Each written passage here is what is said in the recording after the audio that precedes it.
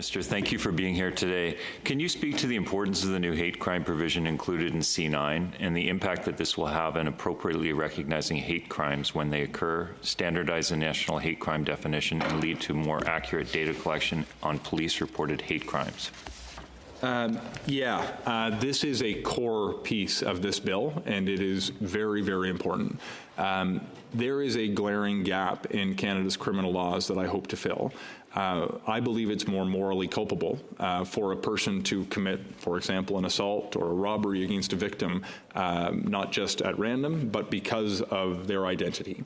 The reason I believe it's more morally culpable, in addition to being mean-spirited, awful, the consequences of that crime reverberate through the entirety of a community. This was informed by a conversation I had early on from Professor Irwin Kotler, one of my professors in this job, predecessors in this job, who really convinced me that we need to recognize the harm that an entire community lives with when they know that their community members are subjected to hate.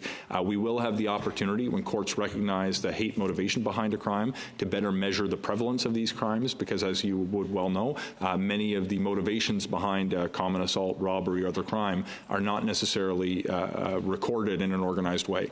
By measuring the prevalence of hate crimes that result in convictions as a result of their motivation to target a particular person based on their identity, we'll be able to better shape policies outside of the criminal code informed by the consequences that are better measured as a result of court decisions that will come in the future.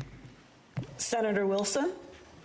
Thank you. My supplemental relates to Senator Delfon's original question, but I just wanted to build on that. Are you concerned that should the provisions identified in C9 pass into law, that they'll have a chilling effect on the freedom of expression, the freedom of religion, and the right to protest, in terms of not the content maybe, but how people feel about it?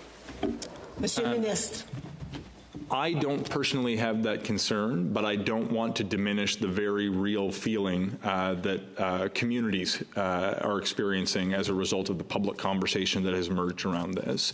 My intent from the beginning, which I believe specifically is captured in the language in the bill that has come to the Senate from the House of Commons, is that it treats more seriously hate crime, offers protection to communities of faith, while at the same time very specifically recognizes that reading scripture, that attending your services, that practicing your faith does not reach the high standard required under the criminal code to be recognized as a hate crime.